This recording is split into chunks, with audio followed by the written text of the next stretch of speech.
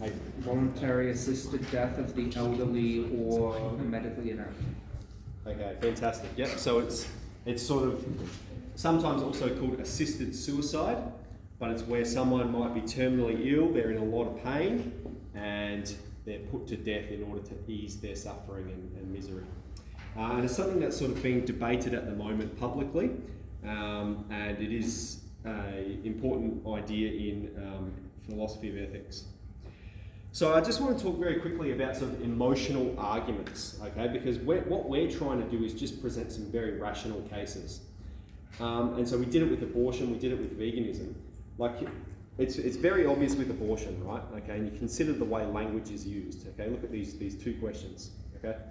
Do you think women should have access to healthcare, okay?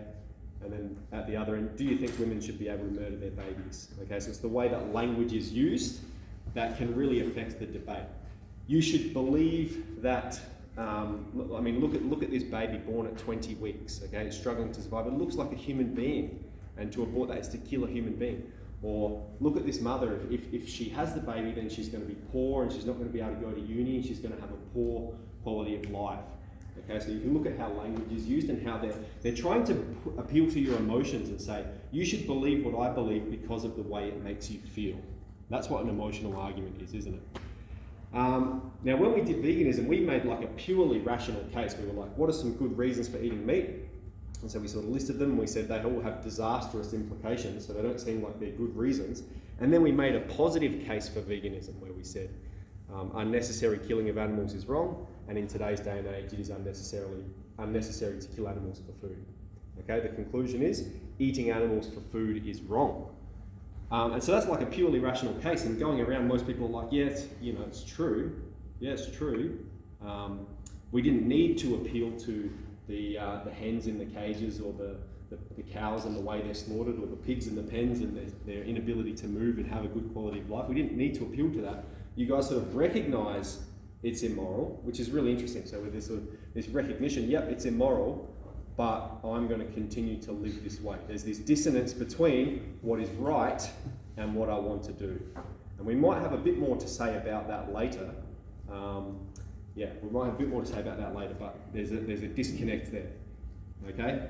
Anyway, the goal of the philosopher, right, is to pursue what is true. And so we're sort of using logic to sort of say we're not so interested in things that make us feel certain ways. We're looking at what are the reasons for believing certain positions, and we're trying to be very mathematical about it. Sort of reason one, reason two, what's the conclusion that follows.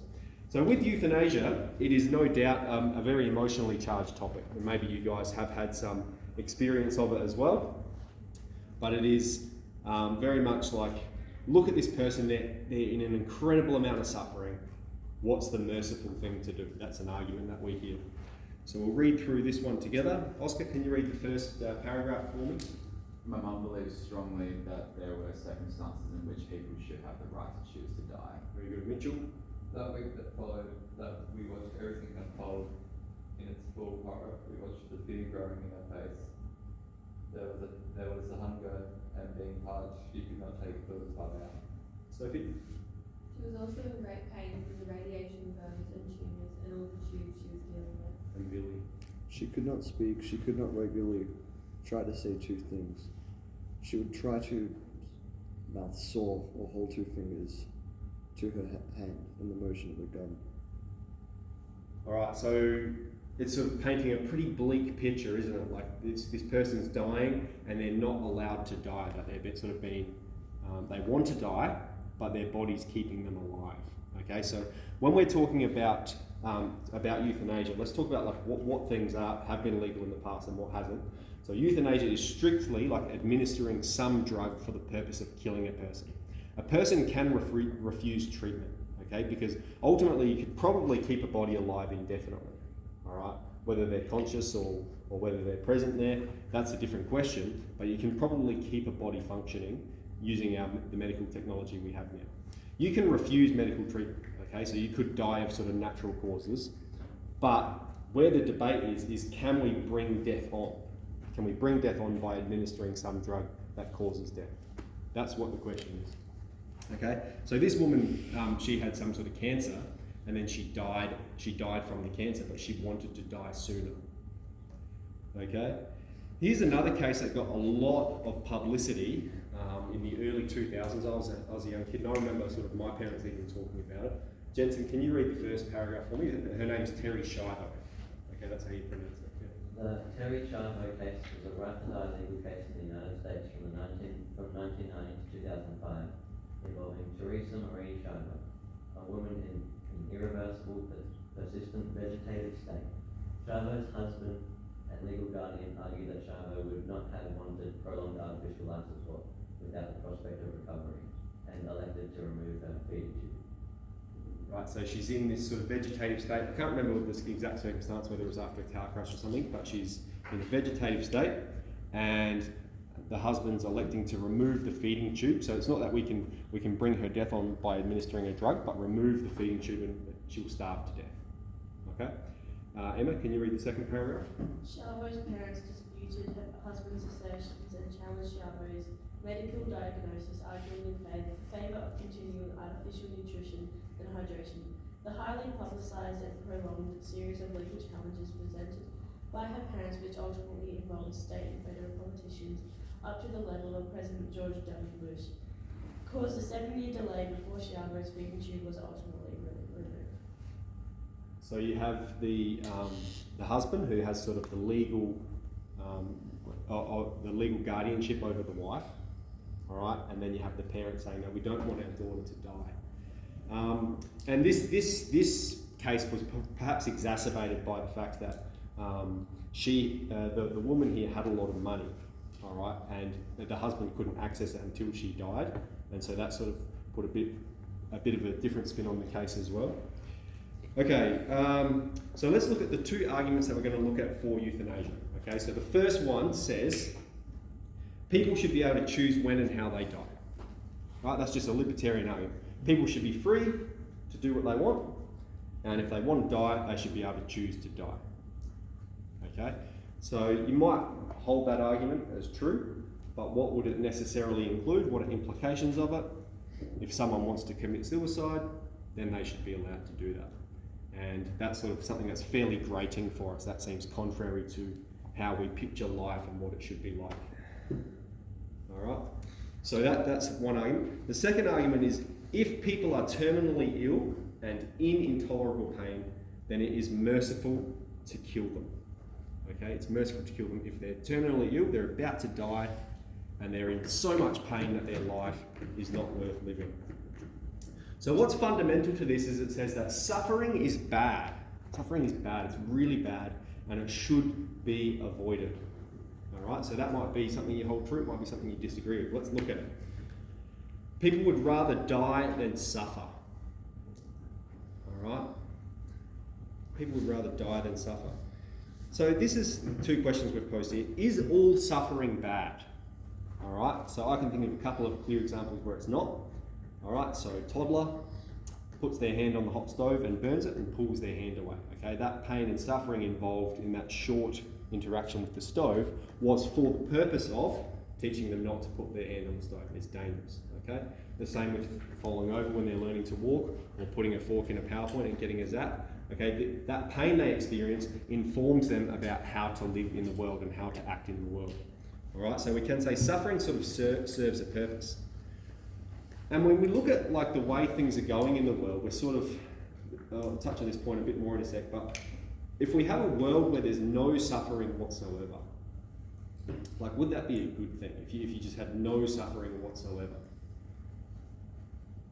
So one argument I've heard some of you guys make is that, well, if you had no suffering, then you wouldn't have any happiness either. That happiness and pleasure only exist in contrast to suffering and pain. That happiness and pleasure and good feelings are defined by the opposite. That they exist in contrast to it. The last comment is sort of about well-being. And so in the West, in Australia, in America, in Canada, in Europe, we've got the highest rates of anxiety, depression and suicide than we've ever had. They're sort of unprecedented rates of anxiety, depression and suicide. All right? Higher than they've ever been. And so one question might be why? We have all of the material wealth we need. No one here is starving. No one here is, doesn't have enough water. Everyone's got shelter. Everyone's got a mobile phone. They've got access to the whole world's wealth of information. We've got everything we need. Why are we suffering so much with these well-being issues? So there's maybe two answers. One might be a sort of a religious answer and say we're living in a secular world where the West has lost their soul. They've taken on these secular values, and so there's a rejection of traditional modes of being. There's a rejection of good and truth and beauty, of religious identity. Another one might be human beings are built for struggle. That we are built for overcoming obstacles, okay? And so then you look at our life and you don't have any obstacles. That food is in the fridge, so you don't have to go and get any food. You don't have to work for your food, all right? Same with water. You've just got all the shelter you need. If you've got a little bit of a headache, you take some Panadol to make it go away. If it's a little bit hot, you put the air conditioner on. We don't experience any discomfort whatsoever. And yet we're sort of built for overcoming that. And so one argument might be because we don't have any pain and suffering, our mind creates it. That it's a mental projection over what the state of humanity should be. That we are built for overcoming obstacles, and when we remove all the obstacles, our mind creates them.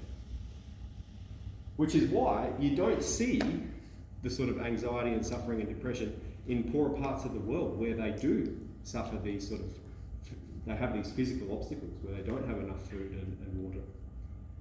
So the point of all that's to say, does suffering have that sort of purpose, that soul-building purpose? Okay. Following on from that, we've got to euthanize someone if they're on the cusp of death is to show mercy, is to show compassion, and it's to show love. Adi, can you read the first line? Mercy is an act which is performed out of a desire to relieve suffering. Right, so we're doing it to relieve their suffering. That suffering is so bad they need to escape it. Ethan, can you read the second? Compassion is recognizing in all the suffering of others. Yeah, I'll just talk about that word, compassion. So you think of the word community. Com means with, and passion is like emotion, suffering, feeling. Okay, so it's the feeling and the suffering of the community of people together. So recognizing and walking with the suffering of others. Okay, how about love there? Caitlin, can you read that one? Love is letting people do whatever they want to do. Yeah, so I've tried to come up with a sort of a secular idea of what it means to love someone. Like if you love someone, what's the sort of the proposition? You do you, honey. You be yourself. You live your best life. All right, that love. If you were to love someone, is to let them be who they truly are and whoever it is they want to be, to let them do whatever they want. I'd like to have a discussion with you guys about that, hear your thoughts. And then we've got the last point. Well, people should be able to do whatever they want as long as it doesn't hurt other people or impact other people. And this seems to be a fairly libertarian perspective. But one argument we're going to make a bit later on in the course is that every single action you take necessarily affects other people in some way. That you can't take a single action that is just for yourself. That every action you are necessarily connected to other people. Even if you take some action in the sort of quiet of your room with no one else present, that can affect other people. Okay, so there's some sort of arguments we've looked at for euthanasia, that it's about mercy and compassion and love, and does it satisfy those ideas? Let's look at some arguments against euthanasia. So the three we're going to look at, we've got suffering is horrible, and therefore some lives are not worth living. It's like, if that's your proposition, what are the consequences that follow from that? Okay, so it's like we did with veganism. If this is your justification, what are the implications that flow from it?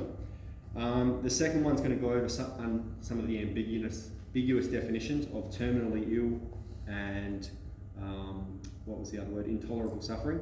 And then the third argument looks at some ideas of a slippery slope. So I'm going to name them a slippery slope straight off the bat, and we'll talk about that when we get to it. Okay, so the first proposition is that if suffering is bad and should be avoided, and some lives have heaps of suffering, then those lives are not worth living. Right?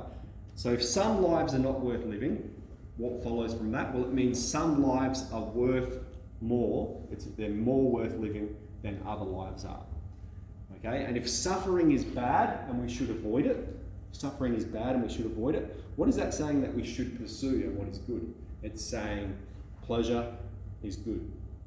And so you can have this sort of dichotomy where you've got lives, again, talking about the third world, where they're sort of struggling to get their basic needs met, and then lives, our lives, where we've got everything we need and plus medication to deal with anything.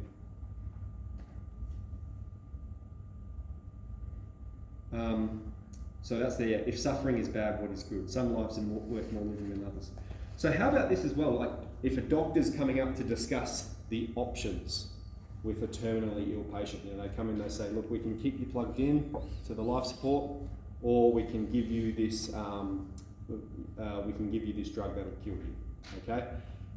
And they might say, well, doctor, what do you recommend? Or if you're seeking medical advice, and they might say something like, well, something much kinder than this. But what are they effectively saying if they recommend euthanasia?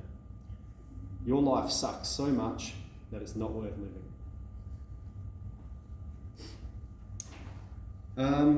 Okay, and think about then as well, like, people often get diagnosed with terminal illnesses, and what's maybe a courageous outlook is, I'm going to fight it, I'm going to survive it, I'm going to beat the disease or whatever it is I've got.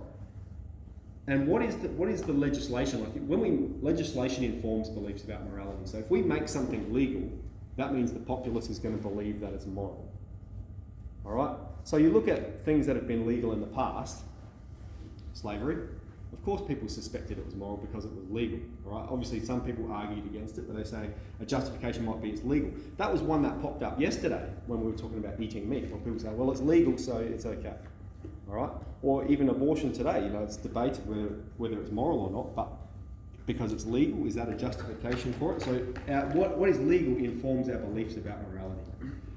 Okay, the second argument says, well, what's meant by terminally ill? All right, technically we're all terminally ill. Like terminally ill means we're going to die one day. All right, so is it 5 years? Is it 6 months? Is it 1 month?